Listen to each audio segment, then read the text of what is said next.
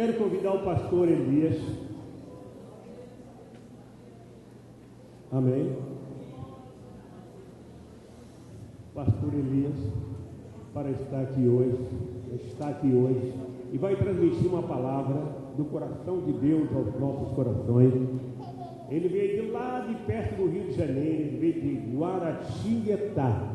Amém? Mas a palavra que vai sair dos seus lábios, eu tenho certeza que Deus já falou com ele. Amém? E ele vai transmitir essa palavra. Eu gostaria que você prestasse bem atenção, no nome de Jesus. Pastor da nossa igreja ali na cidade de Guaratinguetá. Ele, além de pastor, ele faz parte da nossa junta. Ele é supervisor do Vale do Paraíba, viu? É dos ossos secos, do Vale do Paraíba. Vamos receber o pastor Elias com uma salva de palmas.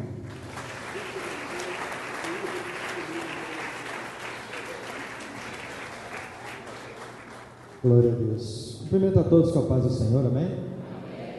Pode sentar, fique à vontade.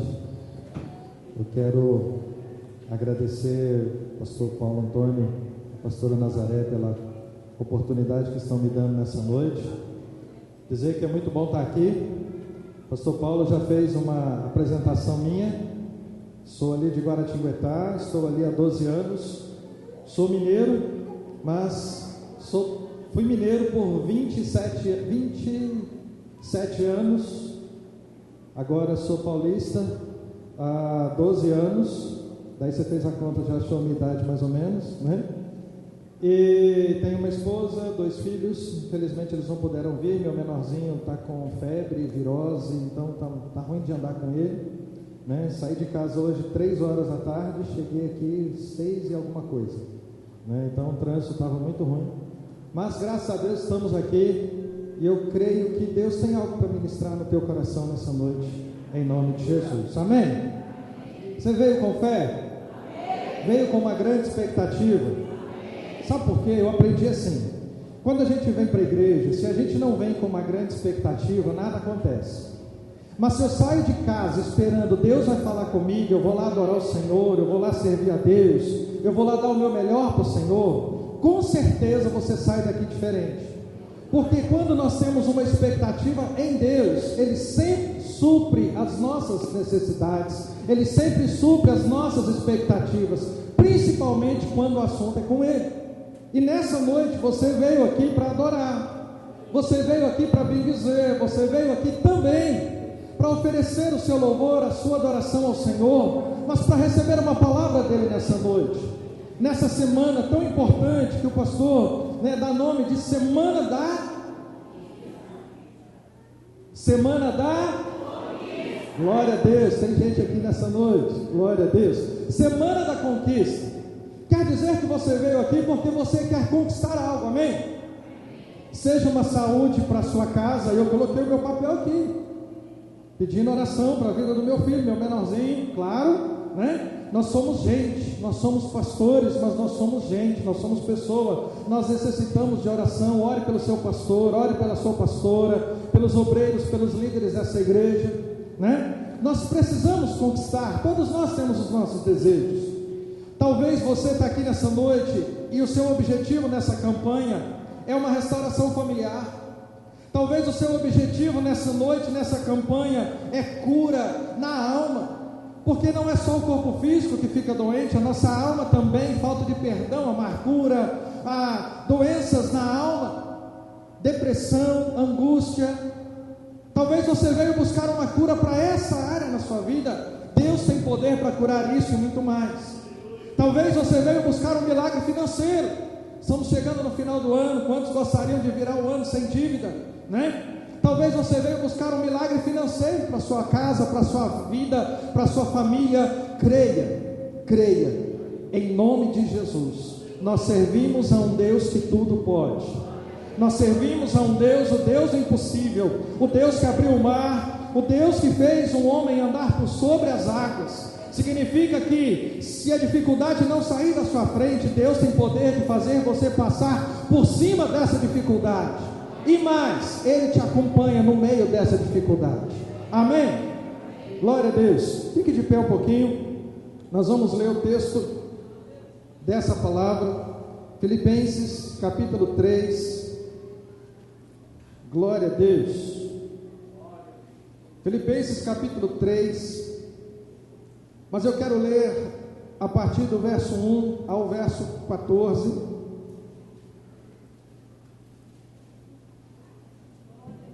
Filipenses capítulo 3, do verso 1 ao verso 14. Amém? Diz assim: quanto ao mais, irmãos meus, alegrai-vos no Senhor. A mim não me desgosta e é segurança para vós outros que eu escreva as mesmas coisas. Acautelai-vos dos cães, acautelai-vos dos maus obreiros, acautelai-vos da falsa circuncisão, porque nós é que somos a circuncisão, nós que adoramos a Deus no Espírito e nos gloriamos em Cristo Jesus e não confiamos na carne. Bem que eu poderia confiar também na carne. Se qualquer outro pensa que pode confiar na carne, eu ainda mais. Circuncidado ao 8º dia, da linhagem de Israel, da tribo de Benjamim, hebreu de hebreus, quanto à lei, fariseu, quanto ao zelo, perseguidor da igreja, quanto à justiça que há na lei, irrepreensível. Mas o que para mim era lucro, isso considero perda por causa de Cristo. Sim, deveras considero tudo como perda, por causa da sublimidade do conhecimento de Cristo Jesus, meu Senhor, por amor do qual perdi todas as coisas e as considero como refúgio para ganhar a Cristo, e se achado nele, não tendo justiça própria que procede de lei, senão a que é mediante a fé em Cristo, a justiça que procede de Deus, baseada na fé, para o conhecer e o poder da sua ressurreição e a comunhão dos seus sofrimentos, conformando-me com ele na sua morte, para, de algum modo, alcançar a ressurreição dentre os mortos. Não que eu já tenha recebido ou tenha já obtido a perfeição, mas prossigo para conquistar aquilo para o que também fui conquistado por Cristo Jesus. Irmãos, quanto a mim, não julgo havê-lo alcançado, mas uma coisa faço,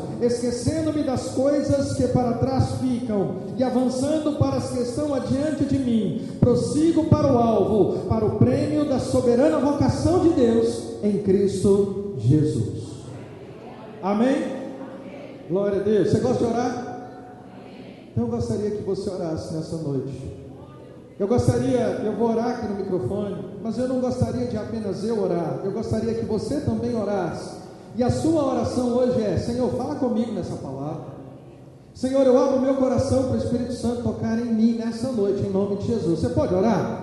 Vamos orar? Pai, nós te agradecemos, Pai, por essa noite. Obrigado, Espírito Santo, porque o Senhor está aqui. Obrigado, Deus, pela tua palavra. Obrigado por esse povo santo. Obrigado por essa igreja. Obrigado pela vida dos pastores, diáconos, obreiros, líderes dessa igreja. Por cada irmão, ó Pai, que congrega fielmente nesse lugar, os que estão aqui e os que não estão. Pai querido, em nome de Jesus eu peço que essa noite seja uma noite especial para cada um de nós. Que a tua palavra possa entrar no nosso coração de maneira sobrenatural. Que o Senhor possa tocar, Pai, o coração de cada um. Não importa, Pai, se mais novo ou mais velho, se aceitou a Jesus ontem, se está aqui desde a fundação da igreja. Que sejamos todos alcançados pelo teu amor e pela tua palavra nessa noite, Pai. Quebra as cadeias, quebra os grilhões. Meu Deus, que vidas sejam transformadas nessa noite, em nome de Jesus. Em nome de Jesus. Amém. Glória a Deus. Amém. Pode se assentar. Glória a Deus. Irmãos, Paulo, ele escreve essa carta à igreja de Filipenses. Quando eu olho para esse texto, eu vejo Paulo fazendo um testemunho, fazendo um detalhamento daquilo que ele havia vivido.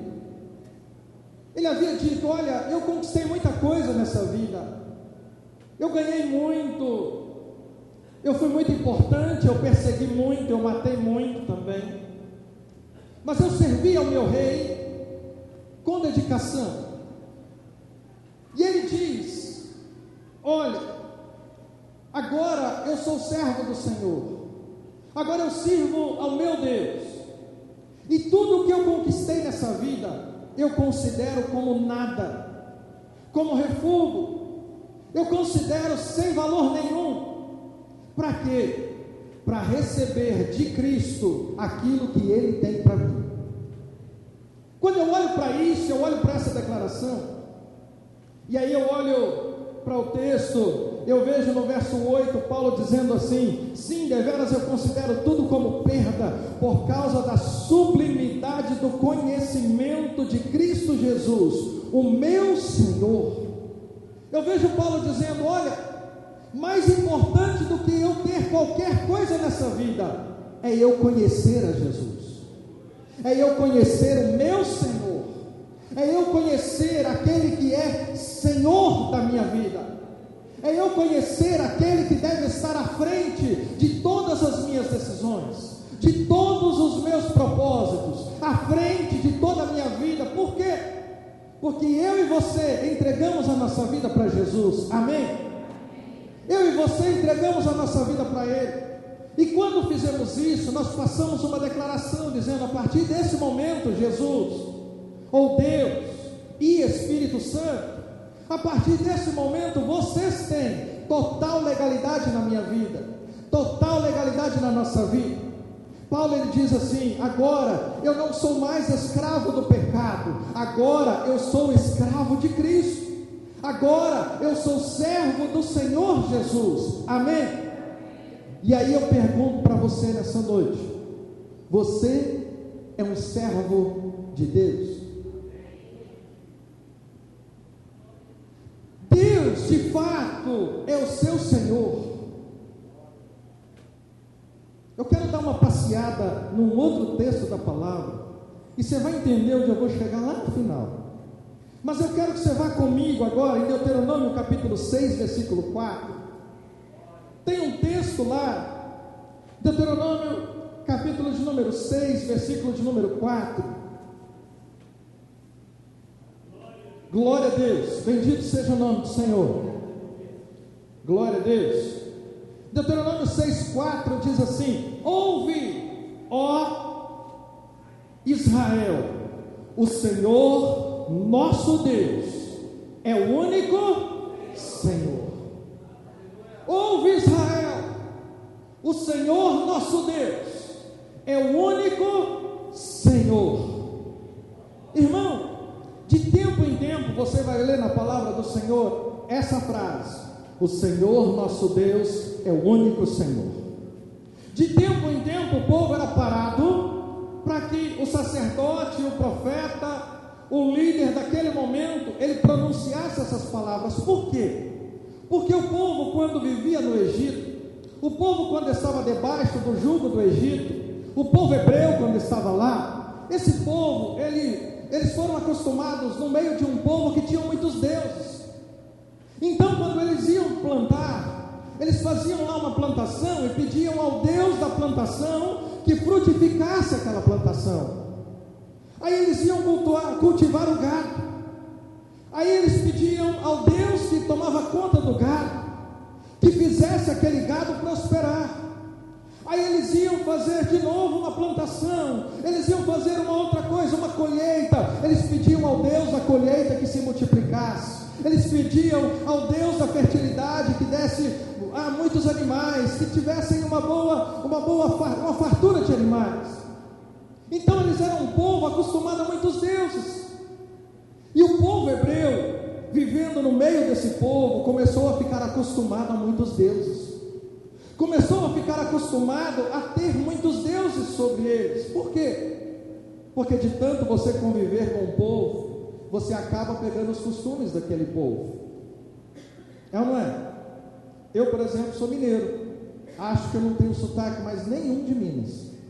Eu só acho. Alguém disse que sim, né? Eu ainda falo trem, uai, sou, mas tem coisa que a gente esquece. O paulista sai daqui, vai lá para Minas, começa a falar lá, eles vão achar completamente diferente.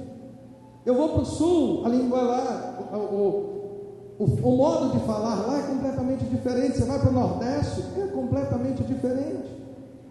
Mas daí você sai de lá e vem para cá, Tem alguém que saiu do Nordeste aqui? Você já aprendeu a falar igual paulista? Mas já perdeu um pouquinho do sotaque de lá. Mas é normal. O povo hebreu se viu acostumado aos deuses do Egito. O povo hebreu se viu acostumado a servir aqueles deuses. E aí o que acontece? Deus levanta Moisés para quê? Para libertar o povo, para tirar o povo de dentro do Egito e colocar o povo numa terra prometida. Deus levanta Moisés, e aqui nesse capítulo, se você olhar a palavra do Senhor, em Deuteronômio capítulo 6, capítulo 7, capítulo 8, Moisés, ele está fazendo um resumo da lei.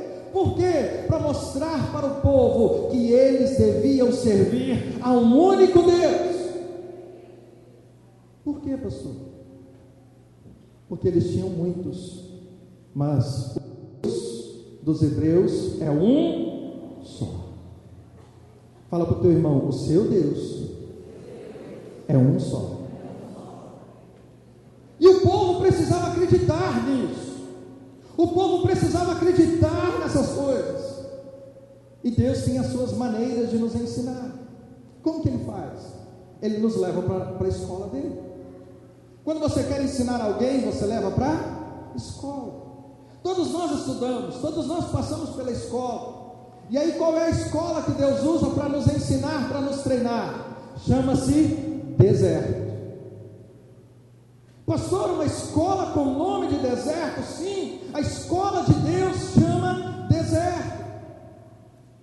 Daí talvez tenha uma volta na tua cabeça pensando, mas pastor, deserto não é lugar ruim? Porque Deus leva o povo para o deserto para ensinar. É porque no deserto, meu irmão, você não tem tudo aquilo que você quer, mas você tem tudo aquilo que você precisa.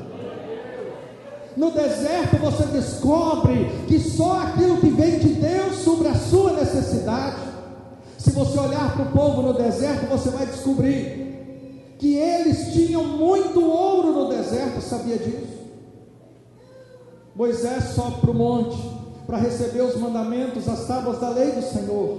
Enquanto Moisés está lá no monte, o povo clamou por um Deus.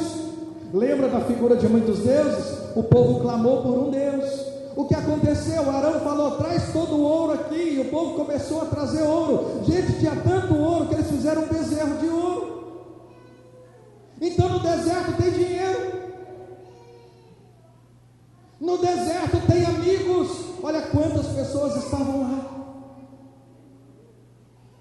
No deserto tem comida. O povo não morreu de fome no deserto. Eles sobreviveram pelo maná que Deus havia dado a eles durante todos os 40 anos. No deserto jorrou água da rocha, porque Deus proveu água da rocha. No deserto Deus mostrou para o povo que o ouro que eles tinham não era suficiente, não valia de nada. Por quê? Porque nem só de pão viverá o homem, mas de toda a palavra que sai da boca de Deus. Glória a Deus. Glória a Deus. No deserto o povo descobriu que tudo que é colocado no lugar de Deus, Deus arranca. Irmão, como nós temos muitos deuses. Como nós, se não tomarmos cuidado, formamos deuses na nossa vida. Quer ver uma coisa? Se, por exemplo, você só aceita a oração do pastor Paulo, pronto, o pastor Paulo virou um Deus na sua vida. Se você, por exemplo, não, isso não acontece aqui na igreja do Senhor, viu, pastor Paulo? É só lá no Vale do Paraíba que essas coisas acontecem, né? A irmã deixa de vir na igreja porque a casa está bagunçada. Não, eu não fui na igreja porque eu tenho que arrumar a casa, pastora. Não dá, eu tinha que lavar roupa. Irmão, essas coisas estão virando deuses na sua vida. Não, sabe qual é o problema, pastor? É porque eu tive que fazer mais hora extra, porque eu estou pensando em trocar de carro, eu estou pensando em trocar de casa, então eu tive que fazer mais hora extra para eu ganhar mais dinheiro. Cuidado, o dinheiro pode estar virando um Deus na sua vida. Quantos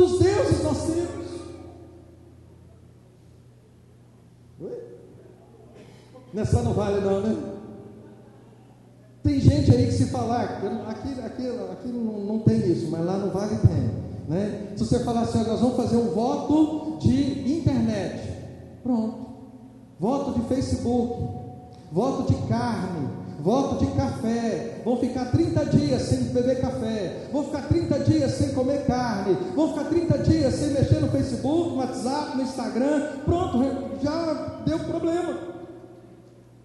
Por quê? Porque nós temos essas coisas como Deus na nossa vida, nós priorizamos elas no lugar de Deus, e aí o que Deus faz? Deus nos leva para a escola dele. Qual é essa escola? O deserto. E aí eu quero que você vá comigo em Deuteronômio capítulo 8, para você ter uma visão do deserto.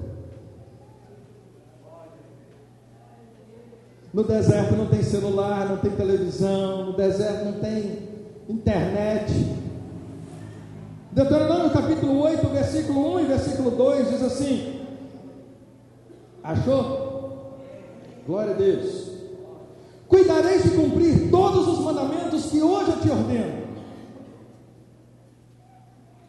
para que vivais e vos multipliqueis e entrais e possuís a terra que o Senhor prometeu sob juramento a vossos pais. Recordar-te-ás de todo o caminho pelo qual o Senhor teu Deus te guiou no deserto, esses 40 anos, para te humilhar, para te provar, para saber o que estava no teu coração, se guardaria os seus mandamentos ou não. Deus nos leva ao deserto para quê? Para saber o que está no nosso coração. Deus leva todos nós ao deserto para saber o que está dentro do nosso coração. Irmão, se você olhar a palavra do Senhor, todos os homens de Deus passaram pelo deserto. Todos. Jesus foi levado pelo Espírito ao deserto, como diz o texto, para ser tentado. João Batista pregava no deserto. Moisés viveu no deserto uma boa parte antes de ser líder do povo hebreu.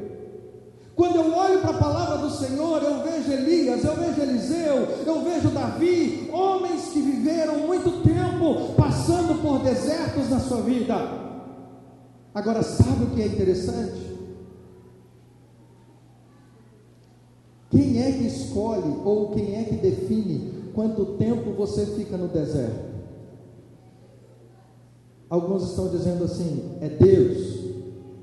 Eu vou dizer para você, não é. Sabe quem é que define quanto tempo você fica no deserto? Você.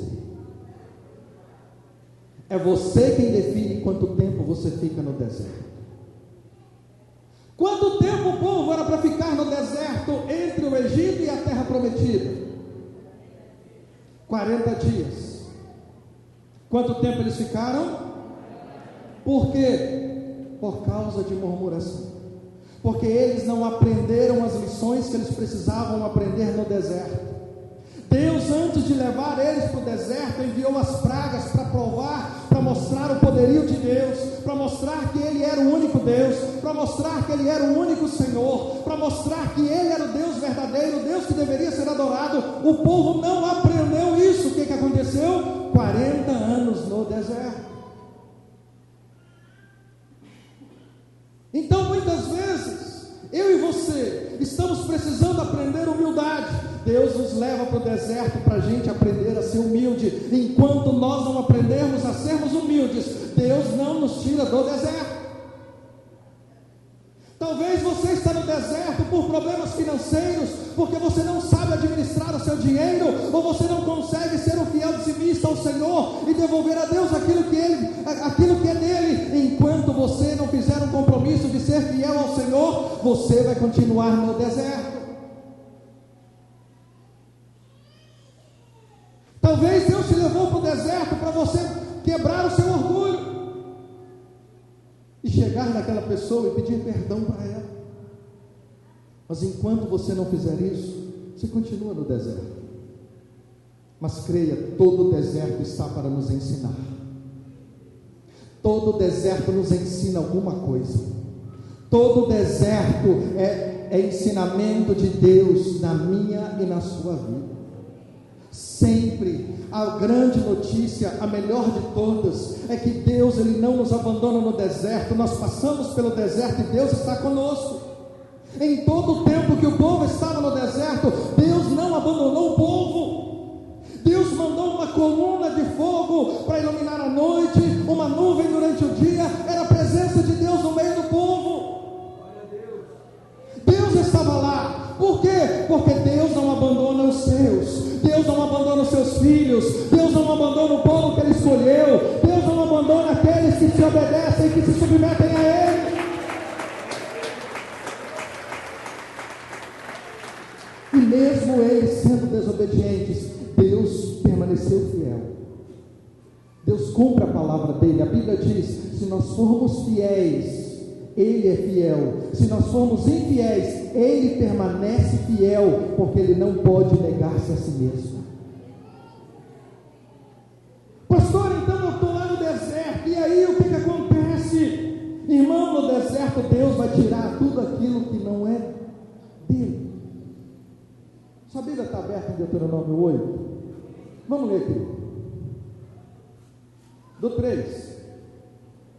E te humilhou, e te deixou ter fome, e te sustentou com maná, que tu não conhecia, nem teus pais conheciam, para te dar a entender que nem só de pão o homem viverá, mas de tudo que procede da boca do Senhor viverá o homem. Nunca envelheceu a tua veste sobre ti, nem se lançou o teu pé, nem se inchou o teu pé esses 40 anos. Sabe, pois, no teu coração, que como o homem disciplina seu filho, assim te disciplina o Senhor teu Deus. Guarda os mandamentos do Senhor teu Deus, para andares nos seus caminhos e o temeres, porque o Senhor teu Deus te faz entrar numa boa terra, terra de ribeiros, de águas, de fontes, de mananciais profundos, que saem dos vales e das montanhas, terra de trigo, de cevada, de vinho, de figueiras, de romeiras, terra de oliveiras, de azeite e mel, terra em que comerás o pão sem escassez, e nada te faltará nela, terra cujas pedras são ferro, e cujos montes cavarás o cobre, comerás e te fartarás, e louvarás o Senhor teu Deus pela boa terra que te deu.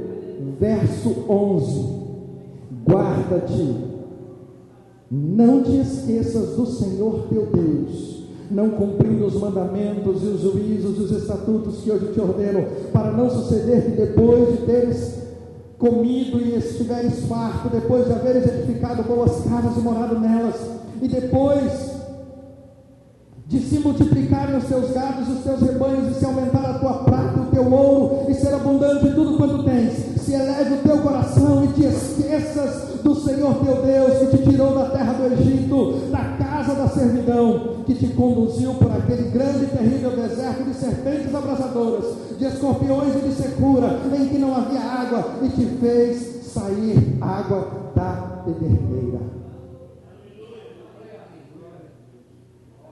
Deus está falando com o povo: gente, eu tirei vocês de lá, eu estou levando vocês para uma terra que manda leite e mel. Quando vocês entrarem lá, quando vocês começarem a produzir, quando a terra vier frutos, quando a terra florescer, quando o gado aumentar, quando vocês crescerem na terra, não se esqueçam que fui eu quem tirei vocês de lá e coloquei vocês numa terra boa.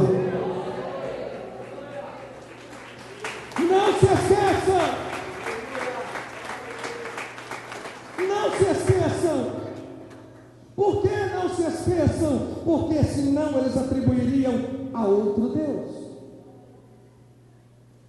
Porque senão eles iriam dizer: não, foi a força do meu braço, foi a força da minha riqueza, fui eu que consegui. Mas eu quero fazer uma pergunta para você nessa noite. Deus é exclusivo na sua vida?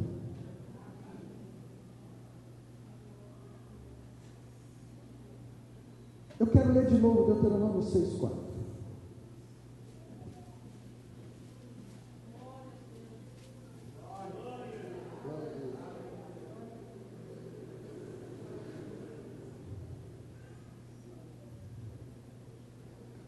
Dito isso, Deuteronômio 6,4 diz assim: ouve, Israel, o Senhor nosso Deus é o único Deus, o Senhor. O que está na tua tradução?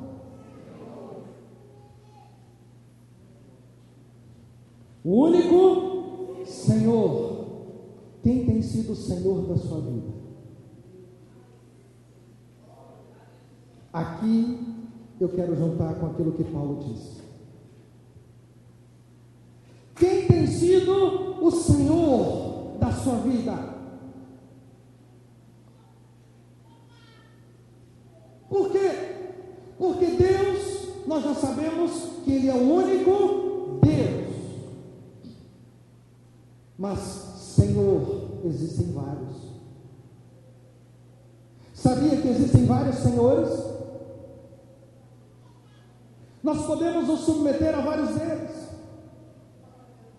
Quer ver uma coisa? E aqui, olhando pura e simplesmente para a palavra do Senhor, Deus é suficiente? Amém? Deus é o dono do ouro e da prata?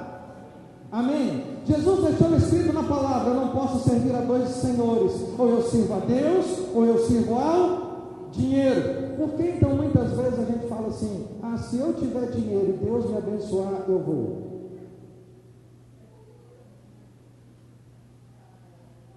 Porque eu estou colocando o dinheiro como um senhor na minha vida.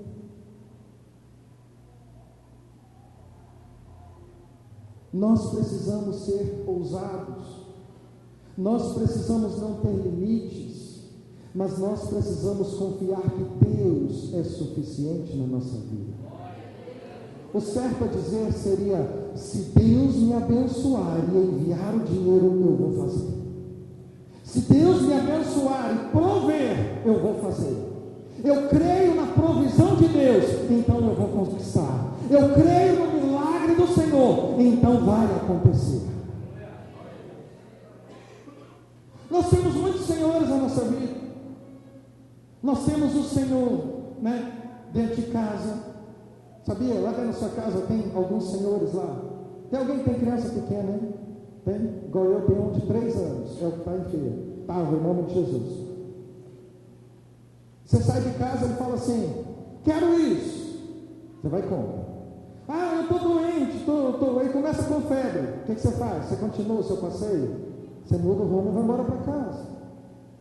Ele acorda, tem 3, 4 anos, aí você está lá na sala, sua casa só tem uma televisão, daí você está lá assistindo o seu programa, ele começa: eu quero assistir, eu quero ver isso, eu quero ver isso, eu quero ver isso, papai eu quero, mamãe eu quero. O que você faz? Bom, é só comigo que isso acontece? Não. Amém, glória a Deus, achei que era só comigo. Está sendo um senhorzinho lá dentro de casa, irmão. Quantos de nós nos submetemos a vários senhores na nossa vida? E aí nós precisamos lembrar que se nós entregamos a nossa vida para Jesus, nós temos que nos submeter ao único Senhor, o Senhor nosso Deus. Ele deve ser o Senhor da nossa vida.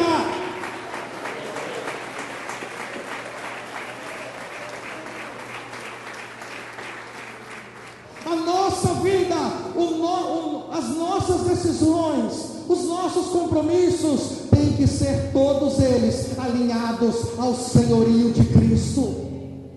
Cristo é quem toma as decisões para nós. Isso é deixar Ele ser o Senhor da sua vida.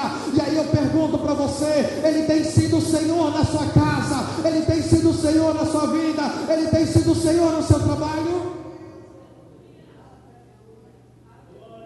Quando Paulo declara: não que eu já tenha alcançado, mas eu estou prosseguindo para isso, para o conhecimento de Cristo, o meu Senhor. Paulo está dizendo: eu quero conhecer o coração de Jesus, eu quero conhecer o coração do meu Senhor, porque se eu conhecer o coração do meu Senhor, eu consigo servir a esse Senhor, eu consigo estar perto desse Senhor, eu consigo satisfazer as vontades desse Senhor. E aí, meu irmão, entenda uma coisa: se você estiver com o coração do coração desse Senhor, todas as coisas que você buscar, o Senhor acrescentará na tua vida.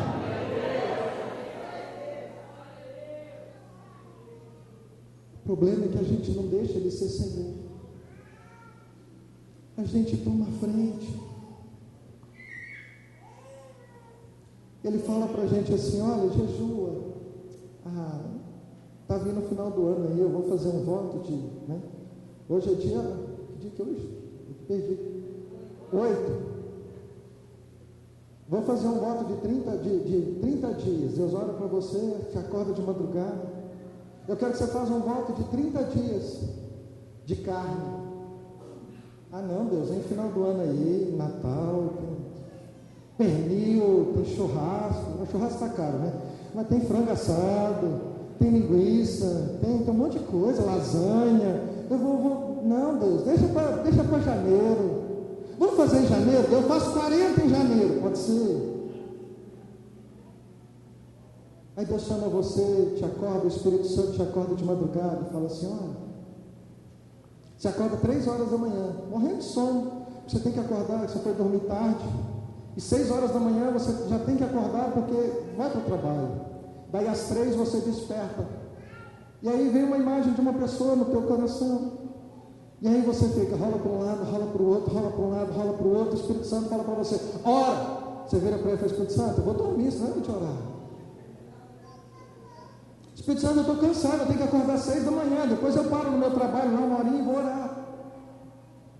Quem está sendo o Senhor na sua vida? Nós temos a dificuldade de entender senhorio. Sabe por quê? Porque nós não sabemos o que é ser escravo. Para esse povo, saber o que era Senhor era fácil, porque eles tinham a figura de um Senhor e os escravos. Talvez aquele que vem de um vício, foi escravo de um vício durante muito tempo, ele consegue entender essa dependência. Mas aquele que não teve, dificilmente vai conseguir compreender essa figura de Senhor e servo. Por quê? Porque talvez você já tenha estudado história. E na história da colonização do Brasil, o Brasil passou por esse período de escravidão, até que veio a Lei Áurea, a abolição da escravatura. Mas até lá, eles iam na África, traziam os negros para cá e escravizavam. O que era ser escravo? O escravo, ele não tinha hora para dormir, ele não tinha hora para comer, ele não tinha o que se vestir, ele dormia, comia e se vestia aquilo que o seu Senhor lhe dava. Isso era o escravo. Ele trabalhava o quanto o seu Senhor lhe mandava trabalhar. Não tinha essa: eu estou cansado, eu estou com sono, eu estou com fome, essa comida eu não quero. Não, é o que estava na mesa que era para comer quando estava. Era aquele trabalho que tinha que ser feito, porque se não fizesse, literalmente o chicote estralava. E era aquela roupa que tinha para vestir, quando tinha. E aí esse escravo, ele tinha que se submeter à vontade do seu Senhor. E aí eu olho para a palavra do Senhor, e eu vejo Deus falando com o povo hebreu: ouve, ó Israel, o Senhor nosso Deus é o único Senhor. Aí eu venho Paulo, vamos lá de novo, em Filipenses capítulo 3, já vou terminar. Filipenses capítulo 3,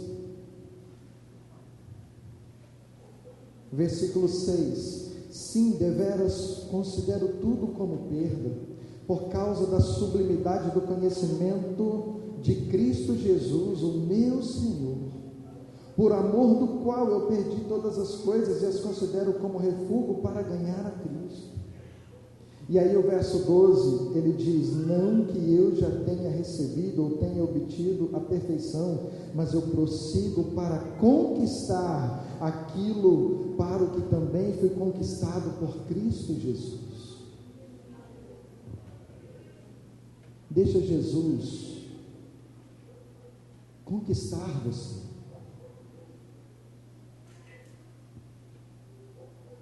Eu sei que essa campanha é assim, você conquistar, amém? Mas você já parou para pensar que se Jesus te conquistar por completo e ser o Senhor da sua vida, todas as outras coisas serão acrescentadas a você? Está escrito na palavra do Senhor, Mateus: mas buscai em primeiro lugar o meu reino e a minha justiça, e as outras coisas vos serão. Deus, como Senhor do povo no deserto, o povo não teve fome. Deus, como Senhor do povo, o povo não precisou comprar sandália, porque a sandália durou 40 anos. Deus, como Senhor do povo, o povo não morreu de sede, o povo não morreu de calor, o povo não morreu de fome, o povo não morreu de nenhuma necessidade, porque Deus supriu todas elas. Agora olha para os discípulos de Jesus. Jesus chama os 12 discípulos para estar com ele, amém? Quem lembra Jesus chamando os 12? Amém? 12. Quantos Jesus chamou? 12, amém. Ele chama 12 para estar com ele. Quanto tempo eles ficaram com ele? 3 anos. Num período de 3 anos, você viu Jesus curando algum dos discípulos dele?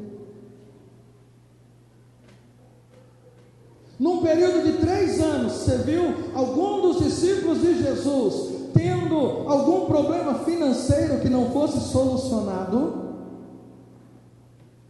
Jesus cura a sogra de Pedro, mas Pedro nunca foi curado fisicamente, enfermidade. Pedro não ficou doente, porque ele estava com Jesus. Senhorio, obedecendo as 24 horas, 7 dias por semana, o tempo todo, Jesus sendo o Senhor de Pedro. Aí, quando eles tiveram um problema financeiro, Senhor, tem que pagar imposto. Beleza, vai lá, pega o peixe. Pegou o peixe, moedinha, paga o meu e paga o seu. Por que, senhorio? Jesus, Senhor, cuidando deles, perto. Eles só tinham Jesus como o Senhor. Eles estavam o tempo todo tendo Jesus como o Senhor deles. Deixa eu terminar. Talvez você está buscando muitas coisas na sua vida e não está conquistando elas. Talvez você tenha tentado conquistar muitas coisas e não tenha conseguido, ou tenha conseguido algumas delas só. Deus nos fez para que Ele seja o Senhor da nossa vida. E se Ele for o Senhor, as promessas se cumprirão em nós. Se Ele for o Senhor, a vida abundante de João capítulo 10 vai se cumprir na sua vida. Se Ele for o Senhor, todas as coisas serão acrescentadas na sua vida. Se Ele for o Senhor, a bênção que você está buscando vai acontecer na sua vida. Então eu quero encerrar te fazendo uma pergunta: Jesus Cristo é 100% Senhor na sua casa, na sua vida e na sua família? Vamos ficar de pé. A gente pode orar, pastor?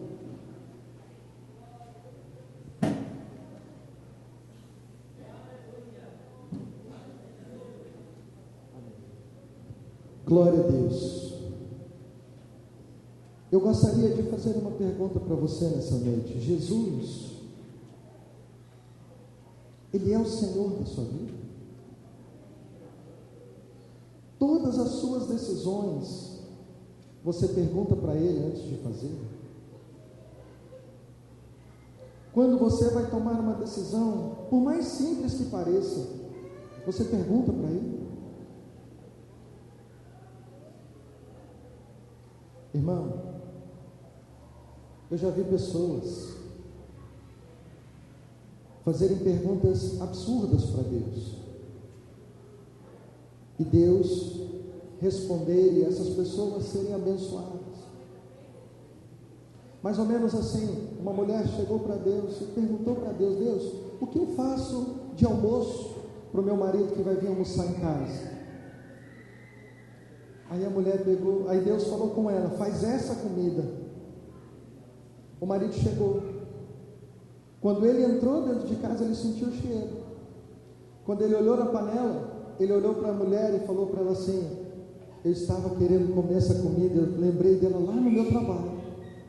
E o coração do marido se alegrou. Talvez você pense: pastor, isso não tem nada a ver. Tem. É claro que tem. Eu tenho uma pessoa lá na nossa igreja. Quando ela foi se casar, ela chegou para mim e falou: pastor, eu quero me casar com fulano. Eu fiz uma pergunta para ela: você já perguntou para Deus se é para você casar com ele? Sabe qual foi a resposta dela? Pastor, eu não perguntei e nem vou perguntar. Ela insistiu, ela se casou e esses dias ela está a ponto de se separar. A ponto de se separar. O marido não é cristão e por aí vai. Deixa Deus ser o Senhor da sua vida. Se você deseja ter Deus como Senhor da tua vida, eu sei que nós estamos com um horário ali, eu não vou te chamar aqui à frente, mas eu gostaria que você apenas colocasse a mão sobre o teu coração e nós vamos orar. Se você reconhece: pastor, olha, eu realmente, Deus não tem sido o Senhor, eu quero deixar Deus ser o Senhor para eu conquistar aquilo que Deus tem para mim. Deus vai te dar, meu irmão, porque Ele vai ser o Senhor. Olhe para cá, feche os seus olhos. E se você com sinceridade no coração deseja, comece a orar nesse momento. Pai, nós te agradecemos, ó Deus, Senhor, por essa noite, te agradecemos por essa palavra. Meu Deus, enquanto o povo estava sob o seu senhorio, nada lhes faltou. Enquanto os discípulos estavam sob o seu senhorio, Jesus, nada lhes faltou. Enquanto Paulo estava sob o seu senhorio, meu Deus, nada lhes faltou. Meu Deus, tanto nós temos buscado, tanto nós temos querido, tanto nós temos precisado, mas a verdade é que a vontade do Senhor, ela precisa ser plena, ela precisa ser perfeita na nossa vida. Por isso, Pai, nós entregamos todo o senhorio a Ti, Pai. Nós entregamos todo o senhorio da nossa vida ao Senhor. Nós te damos, Jesus, toda a autoridade sobre a nossa vida, sobre todas as áreas da nossa vida, em nome de Jesus, meu Deus. Seja o Senhor, Jesus, das nossas decisões. Seja o Senhor, Jesus, da nossa família. Seja o Senhor do nosso trabalho. Seja o Senhor do nosso dinheiro. Seja o Senhor das nossas emoções. Seja o Senhor dos nossos corações. Seja o Senhor, Jesus. Seja o Senhor, meu Deus. Porque nós cremos, Pai, que o Senhor, enquanto Senhor, todos esses pedidos, meu Deus, serão satisfeitos.